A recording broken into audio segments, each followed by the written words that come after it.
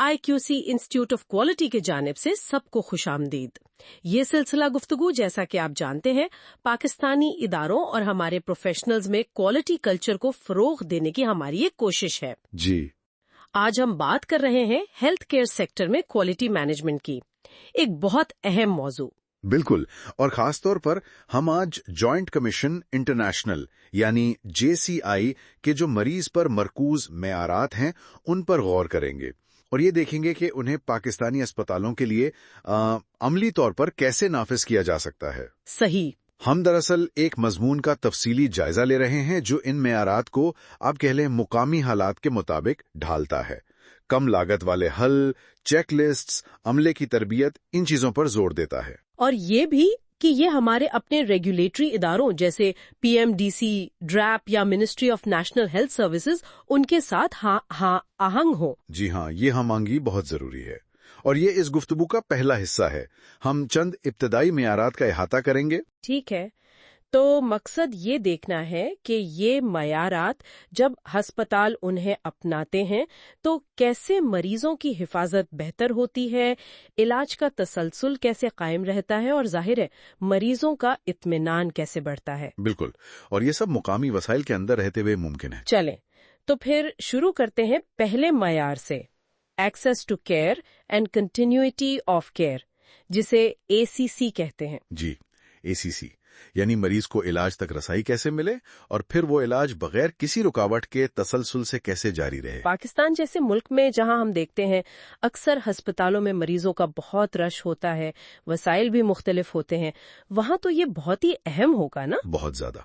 इसका जो सबसे पहला और अहम पहलू है वो है इमरजेंसी में ट्रायाज और तरजीह। मतलब कौन सा मरीज ज्यादा बीमार है, किसे फौरी तवज्जो की जरूरत है। जैसे कोई ट्रॉमा का केस है या हार्ट अटैक का, उनको पहले देखना है। बिल्कुल। इसके लिए नर्सें या मेडिकल ऑफिसर्स एक फौरी जायजा, एक क्विक असेसमेंट कर सकते हैं। अच्छा, और दाखिले के वक्त क्या चीजें अहम हैं? दाखिले पर स्क्रीनिंग बहुत जरूरी है। ये देखना कि मरीज की जो जरूरियात हैं क्या हॉस्पिटल वो पूरी कर सकता है। अगर कोई बहुत पेचीदा मसला है जैसे डायलिसिस की सहूलत नहीं, तो मरीज को मुस्तहकम करके स्टेबलाइज करके किसी बेहतर मरकज में रेफर करना, ये भी ACC का हिस्सा है। और दाखिले का अमल खुद कैसा होना चाहिए? वो हमवार हो, स्मूथ हो, म्यारी दाखिला फॉर्म हो जो उर्दू और अंग्रेजी दोनों में हो तो बेहतर है, ताकि समझने में आसानी हो। जी। और दाखिले के वक्त एक मुख्तसर सा तारुफ, ओरिएंटेशन, वार्ड के क्या मामूलात हैं, मुलाकात के औकात क्या हैं, इलाज पर अंदाजन कितना खर्च आएगा, खासतौर पर प्राइवेट हॉस्पिटलों में ये बताना अहम है। ये शफाफियत लाता है। बिल्कुल। फिर एक और बड़ा मसला आता है भीड़ भाड़ का, फ्लो और ओवरक्राउडिंग का इंतजाम। हाँ, वो तो अक्सर देखने में आता है, लंबी कतारें, इंतजार। तो उसमें ये देखना है कि रुकावटें कहाँ आ रही हैं, बॉटलनेक्स कहाँ हैं, क्या रेडियोलॉजी में देर हो रही है, टेस्टों में, और फिर उनका हल निकालना, जैसे टोकन सिस्टम या जो गैर फौरी टेस्ट हैं उनके लिए अपॉइंटमेंट देना। और अगर इंतजार लंबा हो भी रहा है तो मरीजों को बता देना, इन्फॉर्म करना कि जी थोड़ा वक्त लगेगा, वजह ये है। कम्युनिकेशन बहुत अहम है। अच्छा, अब मरीज अस्पताल में दाखिल हो गया तो इलाज के दौरान तसलसल कैसे यकीनी बनाया जाए? उसके लिए सबसे अहम है कि हर दाखिल मरीज के लिए एक बुनियादी मुआलिज, एक प्राइमरी फिजिशियन या एक टीम लीडर मुकर्रर हो जो उस मरीज का जिम्मेदार हो। सही। रोजाना के राउंड्स और खास तौर पर जब नर्सिंग या मेडिकल स्टाफ की शिफ्ट तब्दील होती है तो मालूमात का वाज़िह तबादला, हैंड ओवर जिसे कहते हैं, वो बहुत जरूरी है ताकि कोई चीज मिस ना हो। ठीक। और जब मरीज को रेफर करना हो या डिस्चार्ज करना हो, इसके लिए भी वाज़िह प्रोटोकॉल होने चाहिए, रेफरल, ट्रांसफर, डिस्चार्ज, इन सब के लिए। डिस्चार्ज से पहले ये देखना कि क्या मरीज को फॉलोअप खिदमात की जरूरत होगी, जैसे बहाली की खिदमात, रिहैब या होम केयर, और उनका इंतजाम करना। और डिस्चार्ज समरी का आपने पहले भी जिक्र किया। जी, वो लाजमी है, सादा जबान में हो, उसमें तशखीस, क्या इलाज हुआ, कौन सी दवाएं जारी रखनी है और फॉलोअप का क्या प्लान है, ये मरीज को भी देनी है और अस्पताल के रिकॉर्ड का भी हिस्सा बनानी है। रेफर करते वक्त भी कुछ खास करना होता है? रेफरल नोट वाज़ेह होना चाहिए और अगर मुमकिन हो तो जहां रेफर कर रहे हैं वहां फोन पर बात भी कर ली जाए तो बेहतर है। ये तो हो गई डिस्चार्ज की बात। फॉलोअप का क्या किरदार है? फॉलोअप विजिट्स की हौसला अफजाई करनी चाहिए, मरीज को क्लिनिक की तारीखें, फोन नंबर्स वगैरह देना। और एक बहुत कम खर्च लेकिन मौसर चीज है, डिस्चार्ज के कुछ दिन बाद एक फॉलोअप कॉल या SMS करना। बस पूछ लेना कि आप ठीक हैं, कोई मसला तो नहीं। ये तो वाकई बहुत मुफीद हो सकता है। होनी चाहिए जरूरी सामान, तरबियत याफ्ता अमला। और अगर अस्पताल नहीं देता तो फिर कम्युनिटी में जो सर्विसेज मौजूद हैं, जैसे ED है, रेस्क्यू 1122 है, उनसे राब्ते का तरीकाकार वाज़ेह होना चाहिए। तो मजमूई तौर पर ACC पर तवज्जो देने से इलाज में ताखीर कम होती है, मरीज जिसे कहते हैं सिस्टम में गुम नहीं होता। बिल्कुल, और एतमाद बढ़ता है, मरीज का भी और लवाहिकीन का भी।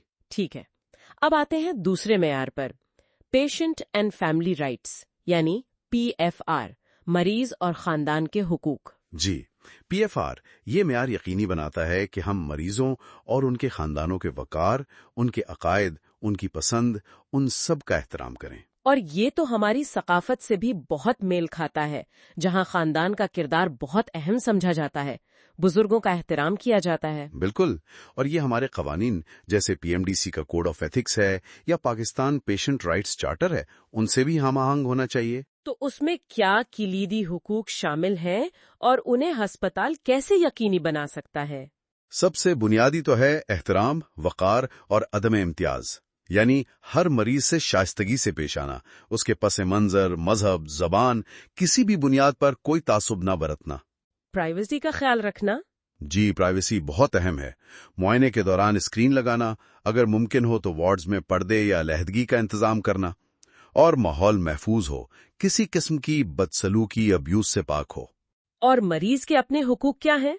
उन्हें अपनी हालत और इलाज के बारे में जानने का हक है, इलाज के बारे में फैसला करने का हक है, और अगर वो चाहें तो इलाज से इनकार करने का भी हक है। इन हुकूक के बारे में मरीज को कैसे बताया जाए? एक अच्छा तरीका है कि पेशेंट बिल ऑफ राइट्स यानी मरीज के हुकूक का चार्टर उर्दू और अंग्रेजी में नुमाया जगहों पर आवेजा किया जाए। जैसे कुछ अस्पतालों में तब्बा हार्ट इंस्टीट्यूट की मिसाल है, उन्होंने किया हुआ है, और दाखिले पर जुबानी तौर पर भी मुख्तसर बता दिया जाए। जुबान और सकाफत की रुकावटें भी तो हो सकती हैं ना? जी बिल्कुल, खास तौर पर हमारे बड़े शहरों में जहां मुख्तलिफ जबानें बोलने वाले लोग आते हैं, जैसे लाहौर में शायद पश्तो बोलने वाले मरीज हों, तो अगर मुमकिन हो तो मुतरजिम या कोई कसीरुल लिसानी अमले का रुकन मदद कर सकता है। और अगर ये मुमकिन ना हो तो फिर सादा जुबान इस्तेमाल करना, तिब्बी इस्तिलाहात से गुरेज करना, क्योंकि हमारे यहाँ हेल्थ लिटरेसी यानी सेहत के बारे में समझबूझ उमूमी तौर पर कम है। और सकाफती हसासियत, इसका भी ख्याल रखना जरूरी है, जैसे नमाज के औकात का लिहाज रखना, अगर मरीज या लवाहिकीन दरखास्त करें और मुमकिन हो तो हम जिन्स हमले का इंतजाम करना। एक बहुत अहम नुक्ता इन्फॉर्म्ड कंसेंट का है, यानी बाखबर रजामंदी। जी, ये PFR का एक बुनियादी सुतून है। कोई भी बड़ी सर्जरी हो, एनेस्थीजिया हो, खून की मुंतकली हो, इन सब के लिए बाकायदा तहरीरी रजामंदी जरूरी है। सिर्फ दस्तखत करवा लेना काफी नहीं? नहीं, बिल्कुल नहीं। मरीज को सादा जुबान में समझाना जरूरी है कि ये प्रोसीजर क्या है, इसके खतरात क्या हैं, फायदे क्या हैं और मुतबादिल क्या हैं। और खानदान को शामिल करना? मरीज की इजाजत से बिल्कुल। फैसले में उनकी राय शामिल करना अहम हो सकता है। फिर म्यारी फॉर्म पर दस्तखत या अंगूठे का निशान लेना। अगर मरीज बेहोश हो या नाबालिग हो तो फिर कानूनी सरपरस्त कौन है, उसका तयन करना और उनसे रजामंदी लेना। क्या मरीज को इलाज से इनकार या दस्तबरदार होने का हक भी है? जी बिल्कुल है। हमें मरीज के फैसले का एहतराम करना है। अलबत्ता ये जरूरी है कि उसे उस फैसले के तिब्बी नताइज क्या हो सकते हैं वो अच्छी तरह समझा दिया जाए। और अगर मामला जिंदगी बचाने वाले इलाज को रोकने का हो, जिसे DNR डू नॉट रिससिटेट कहते हैं, ये एक बहुत हसास मामला है। इसके लिए अस्पताल की वाज़ेह पॉलिसी होनी चाहिए जो मुकामी कानूनों और हमारे इस्लामी अखलाकी रहनुमा उसूलों के मुताबिक हो। इसमें आम तौर पर एथिक्स कमेटी या सीनियर डॉक्टर्स की शमूलियत जरूरी होती है, और इस फैसले की भी तहरीरी तस्दीक लाजमी है। दर्द के इंतजाम के बारे में क्या कहता है ये मेयार? मरीज को दर्द से निजात का हक है, यानी अस्पताल में दर्द का बाकायदगी से जायजा लेना, असेसमेंट करना और उसे कम करने के लिए मुनासिब इक़दामात करना। इसके लिए कोई खास टूल्स हैं? जी, दर्द की शिद्दत नापने के सादा पैमाने हैं, जैसे 0 से 10 का स्केल। बच्चों या जो मरीज बोल नहीं सकते उनके लिए मुशाहिदाती टूल्स, ऑब्जर्वेशनल टूल्स इस्तेमाल होते हैं। और दर्द कुश अद्वियात जैसे मॉर्फिन वगैरह ان کا استعمال ڈریپ کے قواعد کے مطابق ہونا چاہیے. خاص طور پر کینسر کی مریضوں کے لیے درد کا مؤثر انتظام بہت اہم ہے. اور زندگی کے آخری لمحات میں نگہداشت، اینڈ آف لائف کیئر. اس میں طبی علاج کے ساتھ ساتھ مریض کو آرام پہنچانے والے اقدامات یعنی کمفرٹ کیئر پہ زور ہوتا ہے. خاندان کی موجودگی کو ممکن بنانا، مریض کے وقار کا خیال رکھنا اور اس کی علامات جیسے درد یا سانس کی تکلیف ان پر قابو پانا. روحانی مدد بھی؟ جی، اگر مریض یا خاندان چاہے تو امام یا کسی اور مذہبی رہنما تک رسائی فراہم کرنا بھی PFR کا حصہ ہو سکتا ہے. رازداری اور خفتداری کا کیا؟ یہ بہت اہم ہے. مریض کی طبی معلومات کو خفیہ رکھنا چاہیے. عملے کو تربیت دینی چاہیے کہ وہ مریضوں کے بارے میں راہداریوں میں یا غیر متعلقہ لوگوں کے سامنے بات نہ کریں. میڈیکل ریکارڈز کی حفاظت؟ جی، ان تک رسائی صرف مجاز افراد کی ہونی چاہیے اور خاندان کو بھی معلومات تبھی دی جائیں جب مریض نے اجازت دی ہو. مریض کے سامان کی حفاظت بھی ایک مسئلہ ہو سکتا ہے، خاص طور پر سرکاری ہسپتالوں میں. بالکل. مریض کے ذاتی سامان، کپڑے، موبائل، پیسے، ان کی حفاظت کا کوئی نہ کوئی نظام ہونا چاہیے. قیمتی سامان وصول کرتے وقت رسید دینا ایک اچھا عمل ہے.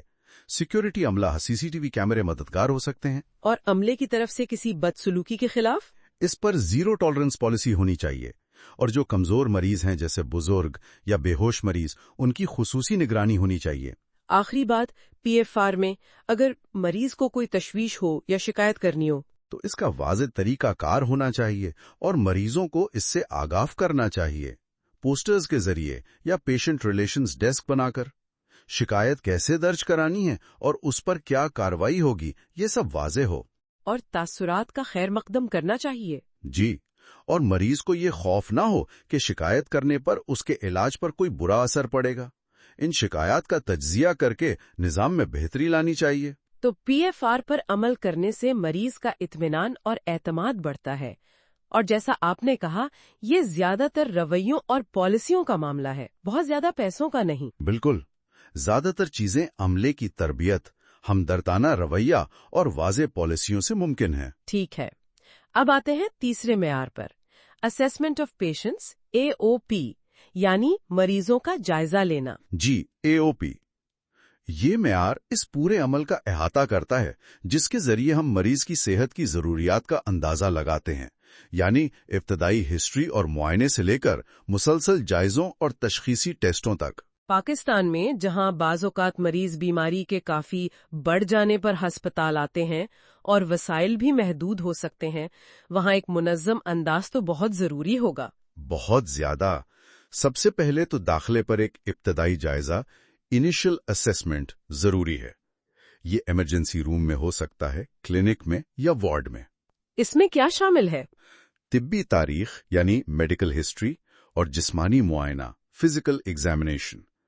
اس کے لیے معیاری فارم استعمال کرنا بہتر ہے اور یہ جائزہ داخلے کے 24 گھنٹے کے اندر مکمل ہو جانا چاہیے.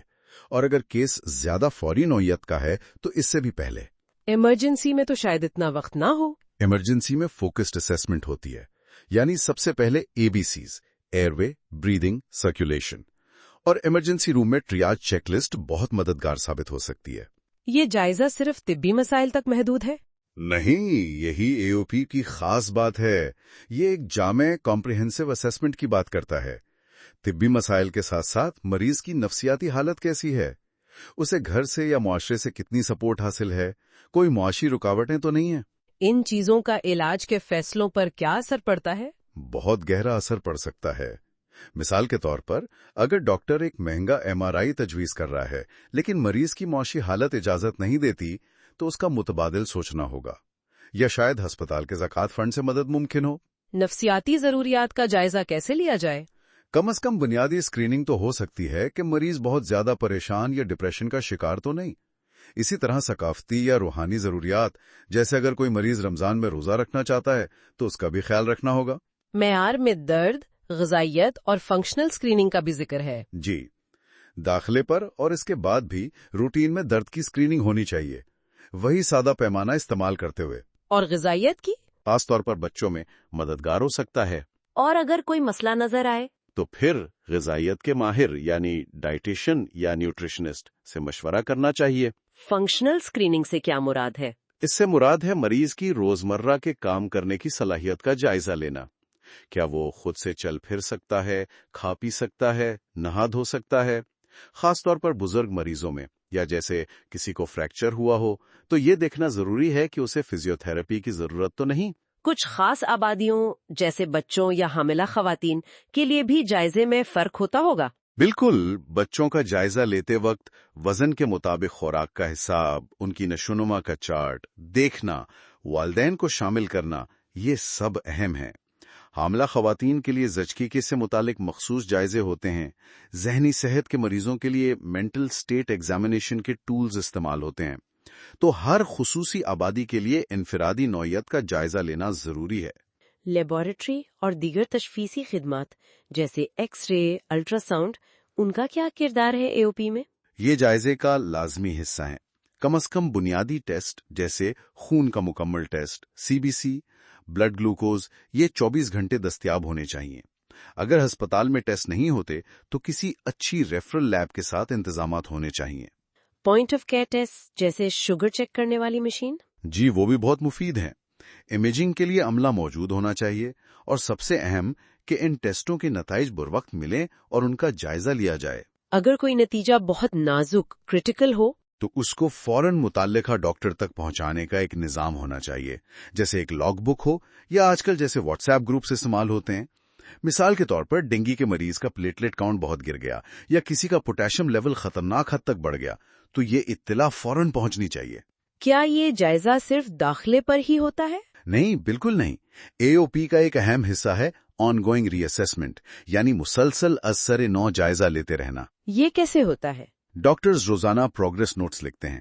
نرسیں ہر شفٹ میں مریض کے وائٹل سائنز، درد کی سطح، ہوش کی حالت، ان سب کا جائزہ لیتی ہیں۔ اور اگر مریض کی حالت بگڑنے لگے تو اس کے لیے فوری طور پر طبی عملے کو بلانے کا ایک پروٹوکال ہونا چاہیے، جسے ریپڈ رسپانس ٹیم RRT کہہ سکتے ہیں، یا پروسیس ڈاکٹر کو کال کرنے کا طریقہ واضح ہو۔ حالت بگڑنے کی جلد شناخت کیسے کی جائے؟ اس کے لیے early warning score EWS charts استعمال کیے جا سکتے ہیں۔ یہ وائٹل سائنس کی بنیاد پر ایک سکور دیتے ہیں، اور اگر سکور ایک خاص حد سے بڑھ جائے تو فوراً ایکشن لیا جاتا ہے۔ عملے کو ان ریڈ فلیگز یا خطرے کی علامات جیسے سیپسس یا فالج کی علامات کی تربیت دینا بھی ضروری ہے۔ کسی بھی پروسیجر یا سرجری سے پہلے بھی تو جائزہ ہوتا ہوگا؟ جی بالکل، پری پروسیجر اسیسمنٹ۔ اگر اینستھیزیا دینا ہے تو اینستھیٹسٹ کا جائزہ لازمی ہے۔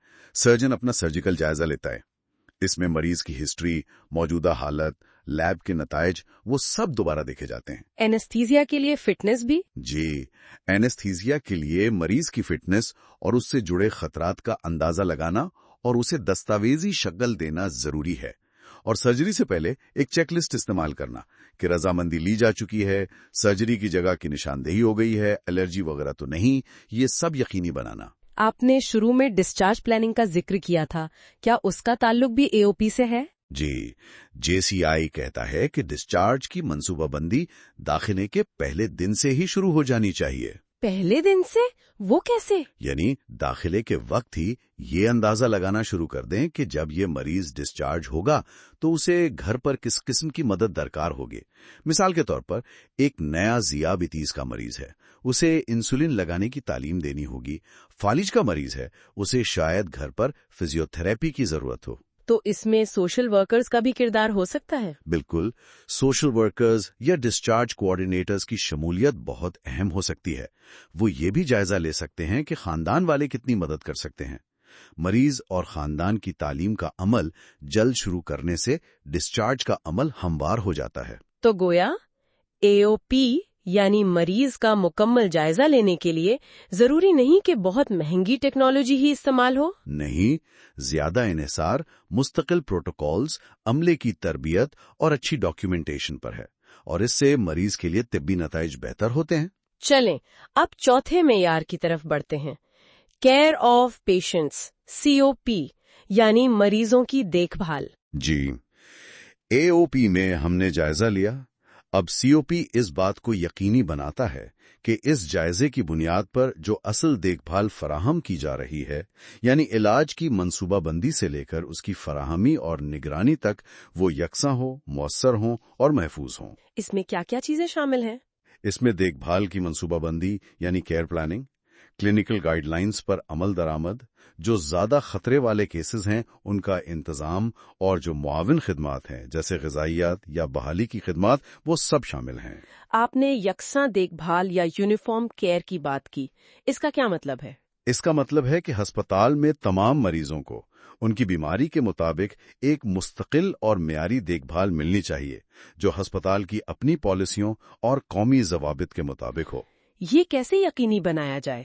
جو عام بیماریاں ہیں جیسے نمونیا ہے، ذیابیطس ہے، ان کے لیے ہسپتال کے اپنے شواہد پر مبنی سٹینڈرڈائز ٹریٹمنٹ پروٹوکولز ہونے چاہیے۔ یہ پروٹوکول کہاں سے آئیں گے؟ یہ بین الاقوامی یا مقامی سوسائٹیوں کی گائیڈ لائنز جیسے WHO کی گائیڈ لائنز ہیں، یا پاکستان میں جیسے ڈینگی یا ہارٹ اٹیک کے علاج کے لیے گائیڈ لائنز ہیں، ان سے اخذ کیے جا سکتے ہیں۔ اور پھر یہ بھی دیکھنا، یعنی آڈٹ کرنا کہ ان پر عمل ہو بھی رہا یا نہیں۔ ہر مریض کا علاج تو شاید ایک جیسا نہ ہو۔ نہیں، بالکل نہیں۔ اسی لیے انڈیویجولائزڈ کیئر پلانز یعنی انفرادی دیکھ بھال کے منصوبے کی بات کی جاتی ہے۔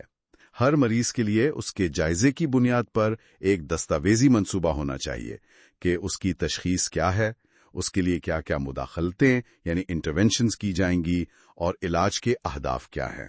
یہ منصوبہ کہاں لکھا جاتا ہے؟ یہ مریض کے پروگرس نوٹس کا حصہ ہو سکتا ہے، اور اس میں مختلف شعبوں کا انپٹ شامل ہونا چاہیے، جسے ملٹی ڈسپلنری اپروچ کہتے ہیں۔ جیسے فالج کا مریض ہے تو ڈاکٹر، نرس، فزیو تھراپسٹ سب مل کر اس کا پلان بنائیں۔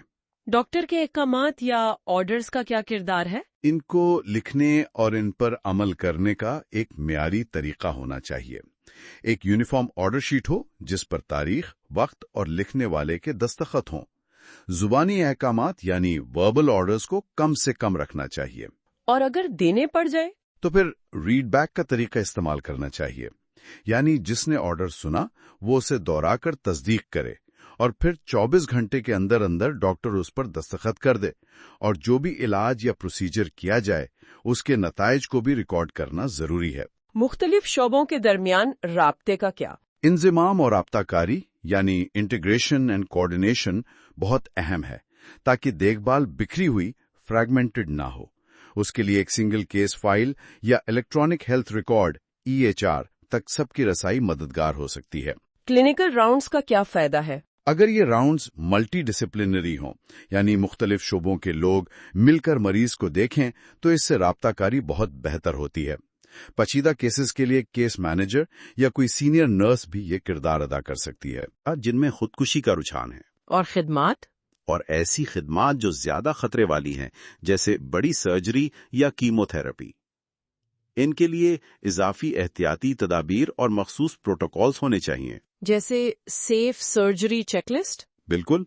WHO کی safe surgery saves lives guidelines اور ان کی چیک لسٹ کا استعمال بہت اہم ہے۔ اسی طرح کچھ خاص حالاتوں جیسے پری ایکلامشیا، حمل میں بلڈ پریشر کا بڑھ جانا کے لیے مخصوص پروٹوکولز ہونے چاہیے۔ ان گائیڈ لائنز تک رسائی ہونی چاہیے؟ جی، عملے کی in clinical practice guide lines تک آسان رسائی ہونی چاہیے، اور جہاں قومی پروگرامز موجود ہیں جیسے NIH کی ڈینگی گائیڈ لائنز ہیں، ان کے ساتھ ہم آہنگی بھی ضروری ہے۔ مریض کی حالت بگڑنے پر رد عمل کا ذکر AOP میں بھی ہوا تھا۔ COP میں اس کا کیا کردار ہے؟ COP میں اس بات کو یقینی بنانا ہے کہ وہ نظام موجود ہو اور کام کر رہا ہو، یعنی عملے کو تربیت دی جائے کہ وہ بگڑتی حالت کو پہچانے۔ ٹریک اینڈ ٹریگر سسٹم جیسے EWS چارٹ استعمال ہوں۔ ایمرجنسی کی صورت میں رد عمل دینے کی مشقیں یعنی ڈرلز کی جائیں۔ اور عملے کو اختیار ہو کہ وہ مدد کے لیے کال کر سکیں؟ جی بالکل، انہیں یہ اختیار اور اعتماد ہونا چاہیے کہ اگر وہ سمجھیں کہ مریض کی حالت ٹھیک نہیں تو وہ EWS چارٹ یا کسی اور پروٹوکول کے تحت فوراً مدد بلا سکیں۔ بحالی کی خدمات یعنی ریسسٹیشن سروسز کا کیا؟ ان کے لیے ضروری سامان جیسے کریش کارٹ وہ ہر وقت تیار اور چیک شدہ حالت میں ہونا چاہیے، اور تربیت یافتہ عملہ 24 گھنٹے دستیاب ہونا چاہیے۔ عملے کی ٹریننگ؟ کم از کم بنیادی لائف سپورٹ BLS کی تربیت تو سب کلینکل سٹاف کی ہونی چاہیے۔ اس کے لیے مقامی تنظیمیں جیسے ریڈ کریسنٹ یا آغا خان یونیورسٹی ٹریننگ فراہم کرتی ہیں، اور فرضی ایمرجنسی سچویشنز یعنی موک کوڈز کی مشق کرتے رہنا چاہیے۔ ادویات اور خون کی محفوظ انتظامیہ کا ذکر MMU میں بھی آئے گا، لیکن COP میں اس کا کیا پہلو ہے؟ سی او پی اس بات کو یقینی بناتا ہے کہ ان کے لیے جو پروٹوکولز ہیں ان پر عمل ہو، جیسے خون کی منتقلی کے لیے سخت پروٹوکولز پر عمل کرنا جو پاکستان بلڈ ٹرانسفیوژن اتھارٹی کی گائیڈ لائنز کے مطابق ہوں، ڈبل چیک کا نظام ہو۔ ہائی الرٹ ادویات کے لیے بھی؟ جی، جو ہائی الرٹ ادویات ہیں جیسے انسولین، ہیپرین، ان کو دینے سے پہلے 2 افراد سے تصدیق کروانا یعنی ڈبل چیک ایک اچھی پریکٹس ہے، اور ملتی جلتی نام یا پیکنگ والی ادویات لاسا لک الائک ساؤنڈ الائک کے لیے خاص حکمت عملی اپنانا۔ غذائیت اور ہائیڈریشن کا کیا؟ ہر مریض کے لیے اس کی طبی حالت کے مطابق غذائی منصوبہ ہونا چاہیے۔ کم از کم بنیادی غذائی کیٹیگریز جیسے ذیابیطس کے مریضوں کے لیے یا کم نمک والی خوراک وہ تو ہسپتال میں دستیاب ہونی چاہیے۔ کھانے کے اوقات مقرر ہوں اور جنہیں زیادہ غذائی مدد کی ضرورت ہو؟ جو غذائیت کے خطرے یعنی نیوٹریشنل رسک میں ہیں ان کے لیے اضافی مدد جیسے پروٹین سپلیمنٹس یا ٹیوب فیڈنگ کا انتظام ہونا چاہیے، اور ان کی خوراک کی نگرانی بھی ہونی چاہیے۔ درد کے انتظام اور زندگی کے اختتام پر نگہداشت کا ذکر پی ایف آر میں بھی تھا، سی او پی میں کیسے آتا ہے یہ؟ سی او پی میں یہ یقینی بنانا ہے کہ یہ چیزیں مریض کے دیکھ بھال کے منصوبے یعنی کیئر پلان کا حصہ ہوں۔ درد کے علاج کے لیے دوائیوں کے ساتھ ساتھ غیر دوائی طریقے بھی استعمال کیے جا سکتے ہیں، اور زندگی کے اختتام پر نفسیاتی اور سماجی مدد فراہم کرنا اور ہمدردانہ رویہ اپنانا، جیسے خاندان کو مریض کے پاس رہنے کی اجازت دینا، پرسکون کمرے کا انتظام کرنا۔ آخری بات، سی او پی میں مریض کی تعلیم اور شرکت۔ جی، یہ بہت اہم ہے۔ مریضوں کو ان کی دیکھ بھال میں شامل کرنا، روزانہ راؤنڈز پر انہیں اپڈیٹ کرنا، ان کے سوالات کو سننا اور جواب دینا۔ اس سے علاج پر عمل کرنے یعنی کمپلائنس میں بھی بہت بہتری آتی ہے۔ کسی بھی پروسیجر سے پہلے انہیں معلومات دینا۔ تو کوپ کا لب لباب یہ ہے کہ معیاری کاری، چیک لسٹس اور تربیت کے ذریعے قابل اعتماد اور محفوظ علاج کو یقینی بنایا جائے، اور یہ اکثر قابل انتظام لاگت پر ممکن ہے۔ بالکل، بہت سی چیزیں نظام کو بہتر بنانے سے تعلق رکھتی ہیں۔ ٹھیک ہے، 5واں معیار ہے اینستھیزیا اینڈ سرجیکل کیئر، یعنی اینستھیزیا اور سرجری سے متعلق دیکھ بھال۔ جی، اے ایس سی یہ معیار آپریشن تھیٹر اور اس سے متعلقہ تمام پہلوؤں کا احاطہ کرتا ہے۔ سرجری میں پیچیدگیاں بعض اوقات جان لیوا بھی ہو سکتی ہیں، اس لیے حفاظتی پروٹوکولز خاص طور پر کم لاگت والے جیسے کہ چیک لسٹس بہت اہمیت رکھتے ہیں۔ تو اس میں سرجیکل سیفٹی کے کیا عناصر ہیں؟ سب سے پہلے تو یہ کہ سیڈیشن یعنی غنودگی لانے والی ادویات اور اینستھیزیا یہ صرف اہل اور مستند پروفیشنلز کی نگرانی میں ہی دیا جائے، اور یہ ڈریپ کے قوانین کے مطابق ہو۔ اگر ہسپتال میں کل وقتی اینستھیٹسٹ نہ ہو تو پھر اس کے لیے مناسب انتظامات ہونے چاہیے۔ سیڈیشن دینے کے لیے معیاری پروٹوکولز اور اس کی مکمل دستاویزات لازمی ہیں۔ اینستھیزیا سے پہلے کا جائزہ، اس کا ذکر اے او پی میں بھی ہوا تھا، اے ایس سی میں اس کی کیا اہمیت ہے؟ این ایس سی اس بات پر زور دیتا ہے کہ یہ جائزہ لازمی ہو اور سرجری سے پہلے مکمل طور پر ڈاکیومنٹڈ ہو۔ اس میں مریض کی طبی تاریخ، وہ کون سی دوائیں لے رہا ہے، کوئی الرجی تو نہیں، ایئر وے کا معائنہ، لیب رپورٹس سب شامل ہیں۔ اے سے درجہ بندی کیا ہے؟ یہ امریکن سوسائٹی آف اینستھیزیولوجسٹس کی درجہ بندی ہے جو مریض کی جسمانی حالت کی بنیاد پر اینستھیزیا کے خطرے کا اندازہ لگانے میں مدد دیتی ہے۔ اس جائزے سے خطرات کی نشاندہی ہوتی ہے اور ان سے نمٹنے کی منصوبہ بندی کی جا سکتی ہے۔ سرجری اور اینستھیزیا کے لیے باخبر رضامندی کا ذکر پی ایف آر میں بھی تھا، یہاں کیا خاص ہے؟ یہاں یہ کہ سرجری اور اینستھیزیا کے لیے الگ مخصوص رضامندی فارم ہونے چاہیے، اور سرجن اور اینستھیٹسٹ دونوں مریض کو خطرات، فوائد اور متبادل کے بارے میں وضاحت دیں۔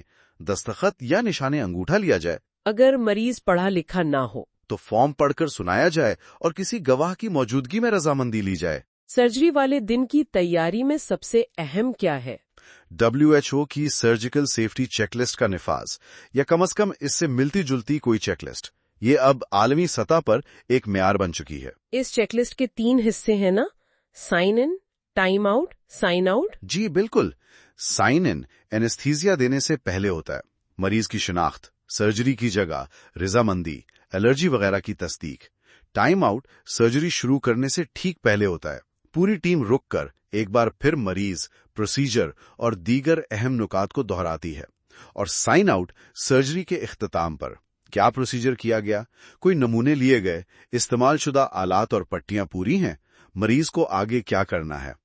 کیا پاکستان میں اس پر عمل ہو رہا ہے؟ جی، کئی ہسپتالوں نے اسے اپنایا ہے اور اس کے مثبت نتائج بھی سامنے آئے۔ اس کے لیے سینئر سرجنز اور اینستھیٹسٹ کی حمایت بہت ضروری ہے۔ اینستھیزیا اور سرجری کے دوران نگرانی کا کیا؟ مریض کے وائٹل سائنز یعنی بلڈ پریشر، نبض، آکسیجن سیچوریشن، ان کی مسلسل نگرانی لازمی ہے۔ کم از کم یہ بنیادی مانیٹرنگ تو ہونی ہی چاہیے۔ اگر ای سی جی اور این ٹائیڈل CO2 کی سہولت ہو تو وہ بھی استعمال کرنی چاہیے۔ اور ان سب کی ریکارڈنگ؟ جی، ایک تحریری اینستھیزیا ریکارڈ رکھنا لازمی ہے اور ایمرجنسی کے لیے بیک اپ پاور کا انتظام اور سامان کی دستیابی کا منصوبہ بھی ہونا چاہیے۔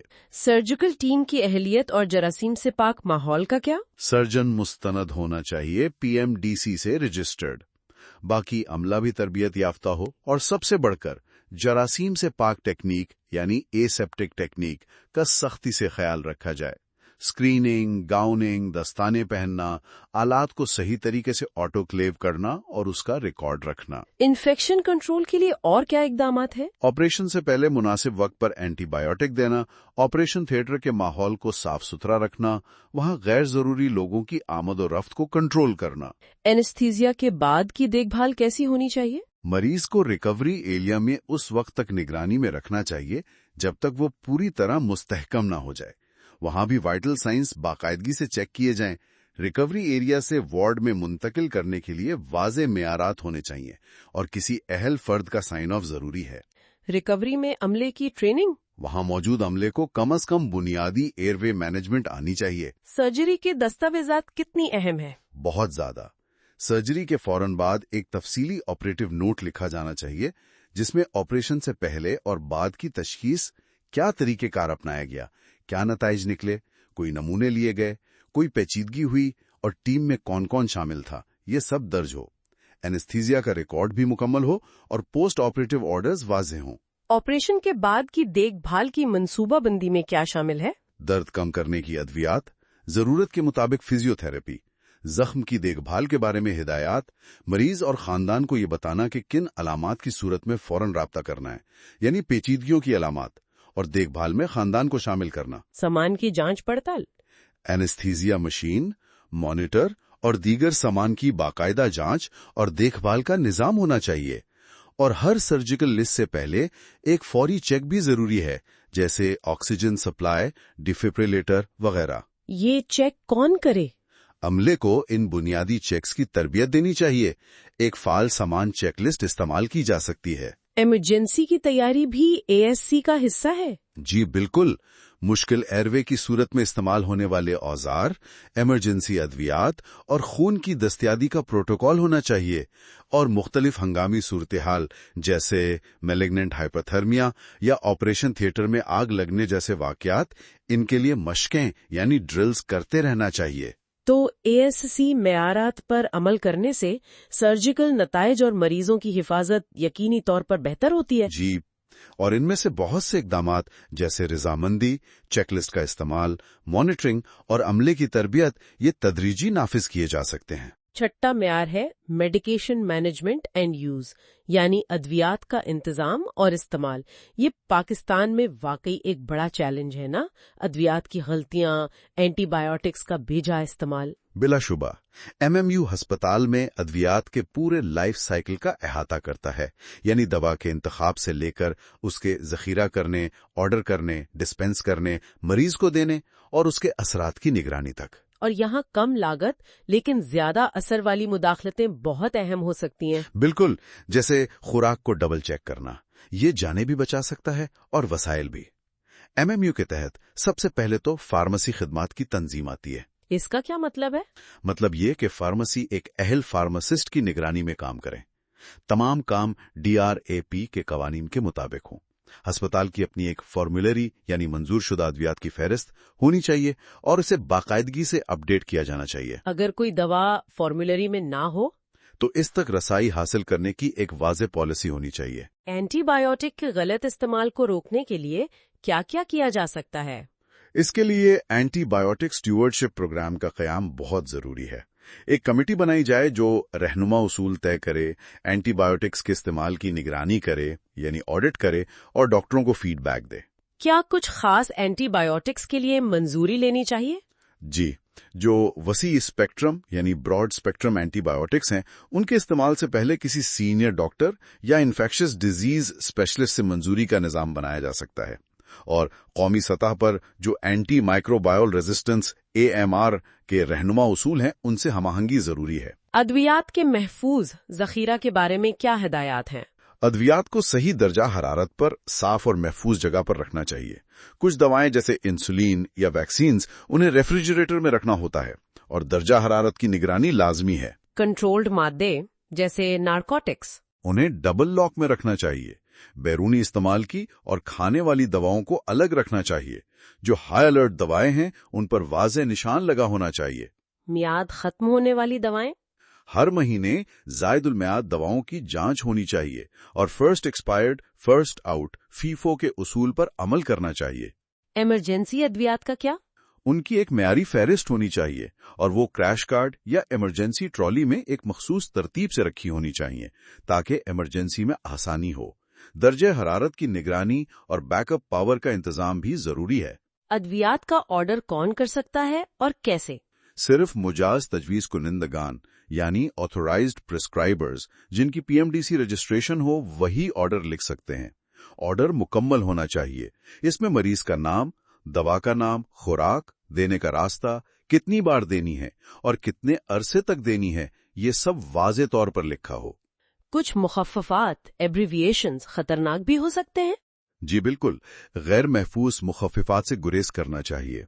जैसे यू की बजाय यूनिट्स पूरा लिखना चाहिए। जुबानी अहकामात के लिए रीड बैक का उसूल अपनाना चाहिए और अगर ऑर्डर में कोई तब्दीली की जाए तो वो भी वाज़े तौर पे लिखी जाए। मिलती जुलती नाम वाली दवाओं के लिए कोई खास टिप? जी, लासा लोकलाइक साउंड अलाइक दवाओं के लिए टॉल मैन लेटरिंग इस्तेमाल की जा सकती है, जिसमें नाम के मुख्तलिफ हिस्सों को बड़े हरूफ में लिखा जाता है ताकि फर्क वाज़े हो जाए। डिस्पेंसिंग यानी दवा देने से पहले फार्मेसी का क्या किरदार है? फार्मासिस्ट को चाहिए कि वो दवा डिस्पेंस करने से पहले ऑर्डर का जायजा ले। खुराक ठीक है? कोई दवाओं का आपस में तामुल यानी इंटरैक्शन तो नहीं? कहीं एक ही दवा दोबारा तो नहीं लिख दी गई? यूनिट डोज सिस्टम क्या है? अगर मुमकिन हो तो यूनिट डोज डिस्पेंसिंग का निजाम अपनाया जाए, जिसमें हर खुराक अलग पैक करके दी जाती है। उससे गलती का इम्कान कम होता है। दवा पर मुनासिब लेबल लगाना भी बहुत जरूरी है और अगर मुमकिन हो तो मरीज को दवा के बारे में मुशावरत भी फराहम की जाए। मेडिकेशन एडमिनिस्ट्रेशन रिकॉर्ड यानी मार तैयार करना भी फार्मेसी की जिम्मेदारी हो सकती है। अब आते हैं दवा देने के अमल यानी एडमिनिस्ट्रेशन पर। यहाँ 5 राइट्स का उसूल क्या है? ये बुनियाद है, यानी पहला, राइट पेशेंट यानी सही मरीज। दवा देने से पहले कम से कम 2 शनाख्त कुनंदकान जैसे नाम और अस्पताल नंबर से मरीज की शनाख्त करें। दूसरा, राइट ड्रग यानी सही दवा। तीसरा, राइट डोज यानी सही खुराक। खासतौर पर हाई अलर्ट दवाओं को डबल चेक करें। चौथा, राइट रूट यानी मुंह से देनी है, इंजेक्शन लगाना है वगैरह। और पांचवां, राइट टाइम यानी सही वक्त। और दवा देने के फौरन बाद उसे मार में दस्तावेजी शक्ल देनी चाहिए। अगर मरीज ने दवा लेने से इनकार किया है या किसी वजह से नहीं दी जा सकी तो वो भी रिकॉर्ड करना है। अगर मरीज अपनी दवाएं खुद लाया हो तो उनको भी अस्पताल की पॉलिसी के मुताबिक संभालना और रिकॉर्ड करना चाहिए। मेडिकेशन रिकंसिलिएशन क्या चीज है? अद्वियात का मुफाहमत ये बहुत अहम अमल है। जब भी मरीज की देखभाल की सतह तब्दील होती है, जैसे दाखिले के वक्त, एक वार्ड से दूसरे में मुंतकली पर या डिस्चार्ज के वक्त, तो उसकी तमाम दवाओं की एक मुकम्मल और दुरुस्त फहरिस्त बनाना। कौन सी दवाएं जारी हैं, कौन सी बंद कर दी गई हैं, कौन सी तब्दील हुई हैं। ये फहरिस्त डिस्चार्ज पर मरीज को भी देनी चाहिए? जी बिल्कुल, सादा जबान में, उर्दू या अंग्रेजी में, ताकि उसे पता हो कि घर जाकर कौन सी दवाएं लेनी है। अद्वियाती गलतियों को कैसे रोका जाए और अगर हो जाए तो क्या करें? सबसे अहम है कि गलतियों की रिपोर्टिंग का एक ऐसे निजाम हो जो सजा देने वाला ना हो, नॉन पनिटिव हो, ताकि अमला गलती बताने से घबराए नहीं। फिर उन गलतियों का तज्जिया करके निजाम में बेहतरी लाई जाए। एडवर्स ड्रग रिएक्शंस का क्या? उन्हें कौमी फार्माकोविजिलेंस सेंटर को रिपोर्ट करना चाहिए, जिसके लिए ऑनलाइन निजाम जैसे मेड विजिलेंस ई रिपोर्टिंग मौजूद है। कंट्रोल्ड मादों यानी नारकोटिक्स के लिए کیا خاص قوانین ہیں؟ ان کے لیے ضوابط پر سختی سے عمل کرنا چاہیے. نارکوٹکس کا رجسٹر رکھنا، انہیں ڈبل لاک والی الماری میں رکھنا، اور اگر کوئی دوا ضائع کرنی ہو تو گواہ کی موجودگی میں کرنا اور اس کا ریکارڈ رکھنا. اگر کوئی دوا مارکیٹ سے واپس منگوائی جائے یعنی ڈرگ ریکال ہو تو اس پر عمل کرنے کا واضح طریقہ کار ہونا چاہیے، اور ادویات ہمیشہ معتبر سپلائر سے خریدنی چاہیے، اور جعلی دواؤں سے بچنے کے لیے ڈراپ رجسٹریشن کی جانچ کرنی چاہیے. آخر میں MMU میں مریض کی تعلیم کا کیا کردار ہے؟ مریض کو اس کی دواؤں کے بارے میں بتانا بہت ضروری ہے. یہ دوا کس لیے ہے، اسے کیسے استعمال کرنا ہے، اس کے ممکنہ ضمنی اثرات کیا ہو سکتے ہیں. اس سے علاج پر عمل کرنے میں مدد ملتی ہے؟ جی بالکل، خاص طور پر اینٹی بایوٹکس کا کورس پورا کرنے کی اہمیت بتانا، انہیں ایک سادہ سا شیڈول چارٹ بنا کر دینا شاید تصویری مدد کے ساتھ مفید ہو سکتا ہے، اور انہیں ترغیب دینی چاہیے کہ وہ اپنی دواؤں کی ایک فہرست ہمیشہ اپنے پاس رکھیں. تو MMU کا فوکس پالیسی، نگرانی اور محفوظ طریقوں پر ہے تاکہ ہر بار صحیح دوا، صحیح خوراک، صحیح مریض کو صحیح وقت پر ملے. بالکل، اور یہ موجودہ فریم ورک جیسے ڈریپ اور WHO کی گائیڈ لائنز ان کو استعمال کر کے غلطیوں اور ضیاع کو کم کرتا ہے. اور اب آخری 7واں معیار، patient and family education PFE، مریض اور خاندان کی تعلیم و تربیت. جی PFE، یہ معیار اس بات پر زور دیتا ہے کہ ہم مریضوں اور ان کے خاندانوں کو علم اور معلومات فراہم کر کے انہیں بااختیار بنائیں، امپاور کریں، تاکہ وہ اپنی صحت، اپنے علاج اور خاص طور پر ہسپتال سے فارغ ہونے کے بعد اپنی دیکھ بھال کے بارے میں بہتر فیصلے کر سکیں. پاکستان میں جہاں ہم نے پہلے بھی ذکر کیا کہ صحت کی خواندگی، ہیلتھ لٹریسی کم ہے اور خاندان کا کردار بہت مضبوط ہے، وہاں تو یہ اور بھی زیادہ اہم ہو جاتا ہے. بہت زیادہ. PFE کا پہلا قدم ہے مریض اور خاندان کی سیکھنے کی ضرورت اور ترجیحات کا جائزہ لینا. یعنی یہ دیکھنا کہ وہ کیا جاننا چاہتے ہیں. جی، ان کی انفرادی ضروریات کیا ہیں، ان کی خواندگی کی سطح کیا ہے، وہ کون سی زبان سمجھتے ہیں، خاندان کا کیا کردار ہے، کیا کوئی رکاوٹیں ہیں جیسے سننے یا دکھنے میں مسئلہ، اور وہ کس طریقے سے سیکھنا پسند کریں گے. معلومات دینے کا طریقہ کیسا ہونا چاہیے؟ سادہ زبان استعمال کرنی چاہیے، اردو یا جو بھی مقامی زبان وہ سمجھتے ہوں. طبی اصطلاحات سے گریز کرنا چاہیے. مایوکارڈیل انفارکشن کی بجائے دل کا دورہ کہنا زیادہ مناسب ہے. ویژول ایڈز کا استعمال؟ جی، وہ بہت مددگار ہو سکتا ہے، خاکے، تصاویر یا پہلے سے موجود پیمفلیٹس. لیکن صرف پیمفلیٹ دے دینا کافی نہیں، زبانی طور پر بھی سمجھانا ضروری ہے. ٹیچ بیک طریقہ کیا ہے؟ یہ بہت مؤثر طریقہ ہے. آپ مریض کو کچھ سمجھانے کے بعد ان سے کہتے ہیں کہ وہ اپنے الفاظ میں بتائیں کہ وہ کیا سمجھیں. اس سے پتہ چل جاتا ہے کہ بات صحیح طرح پہنچی ہے یا کوئی غلط فہمی ہے. خاندان کو کیسے شامل کیا جائے؟ انہیں شراکت دار پارٹنرز کے طور پر شامل کرنا چاہیے. مریض کی رضامندی سے دیکھ بھال کرنے والوں کو تعلیم کے عمل میں شامل کریں. انہیں گھریلو سیاق و سباق میں مثالیں دے کر سمجھایا جا سکتا ہے، جیسے اگر کم نمک والی خوراک لینی ہے تو گھر میں نمک کیسے ناپنا ہے. بچوں کے معاملے میں والدین کو تعلیم دینا؟ جی، وہ تو لازمی ہے. خاندانوں والوں کے سوالات کی حوصلہ افزائی کرنی چاہیے. یہ تعلیم صرف ڈسچارج کے وقت دینی ہے؟ نہیں، بلکہ مریض کے ہسپتال میں قیام کے دوران ہی شروع کر دینی چاہیے، اور اسے روزانہ کی دیکھ بھال کا حصہ بنانا چاہیے. اہم پیغامات کو بار بار دہرانا چاہیے. مختلف شعبے مل کر یہ کام کر سکتے ہیں؟ جی، ملٹی ڈسپلنری اپروچ یہاں بھی بہت اہم ہے. جیسے فالج کے مریض کو ڈاکٹر علاج کے بارے میں بتائے، نرس روزمرہ کی دیکھ بھال سکھائے، فزیو تھراپسٹ ورزشیں بتائے، ڈائٹیشن خوراک کے بارے میں سمجھائے. تکرار ریپیٹیشن سے سیکھنے میں مدد ملتی ہے. ثقافتی طور پر مناسب انداز اپنانا کتنا ضروری ہے؟ بہت ضروری ہے. جو تعلیمی مواد ہے اور جو انداز ہے وہ ثقافتی طور پر حساس ہونا چاہیے. جیسے اگر خواتین کو کوئی ذاتی نوعیت کی تعلیم دینی ہے تو بہتر ہے کہ کوئی خاتون معلم ہی دے. خوراک کے مشورے مقامی کھانوں کو مد نظر رکھ کر دینی چاہیے.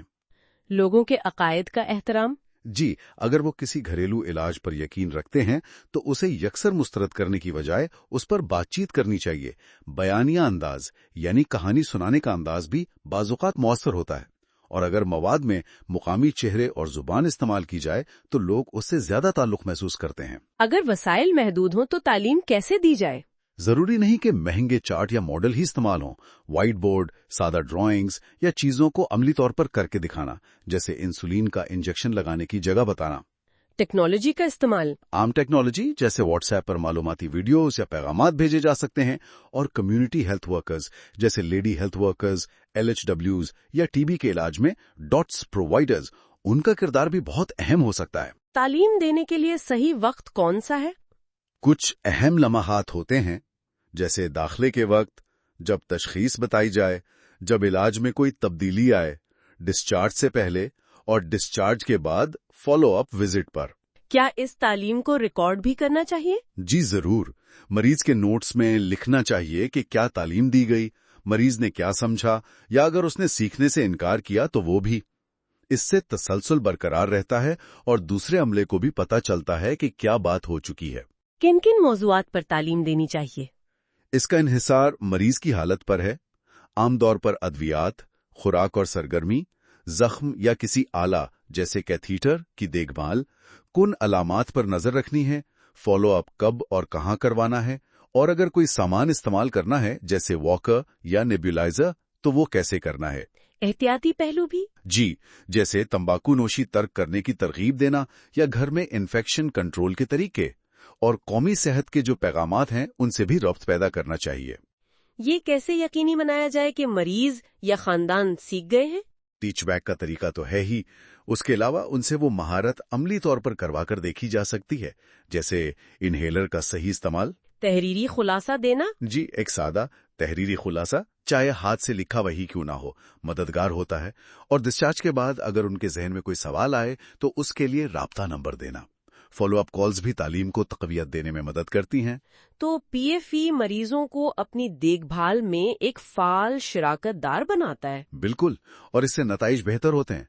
मरीज इलाज पर बेहतर अमल करते हैं और दोबारा अस्पताल दाखिले का इम्कान कम होता है। ये मरीज के हुकूक पर मबनी नुक्ता नजर से भी मुताबिकत रखता है। और ये भी कम लागत वाला काम है जो खानदान की मदद का फायदा उठाता है और ख्वानदगी के फर्क को कम करने की कोशिश करता है। जी बिल्कुल।